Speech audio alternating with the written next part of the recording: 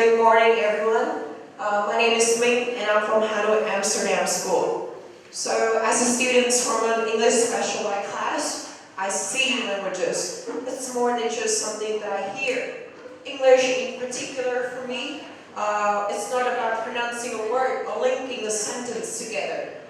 It's about us immediately see a visual and a series of images that are tied to that language, and they are connected to the way that I express them. And only through a language can I express the visuals in my brains, and only through the words of that language can I make those visuals mine. So I like to state my arguments based on my own experience and observations rather than research.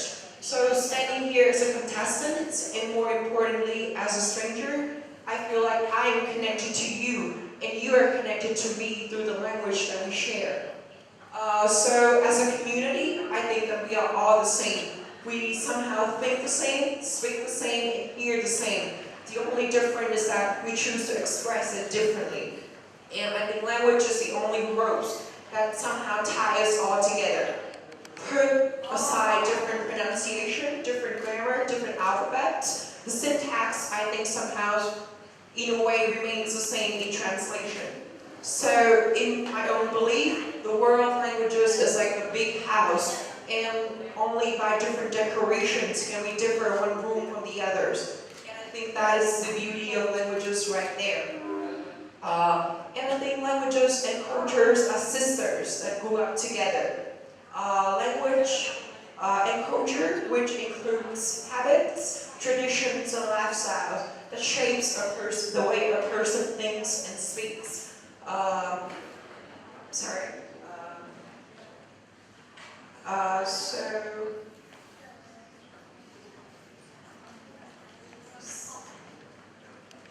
So the culture, which shapes a persons and their identities.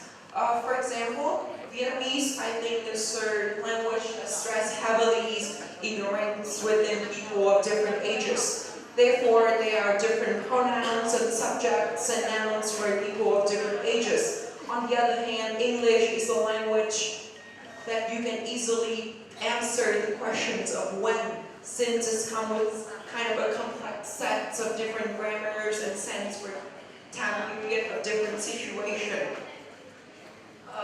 So I think that that's how language differs. And for me, the language, thanks to language, I have the chance to study at my dream school. I have the chance to travel the world. I have the chance to meet makes a lot of foreign friends. Thank you.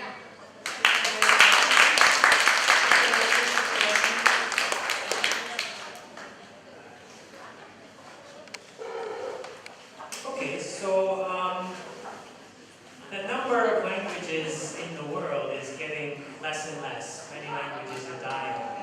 Do you think that's a good thing or a bad thing? To be honest, I think it depends actually. On one hand, losing the numbers of language means that we are losing the number of cultures and traditions that are linked to countries and linked to a culture. But on the other hand, I think losing a few languages can actually do us good, since it makes us connect to each other more, and we can share it through the language that we are speaking.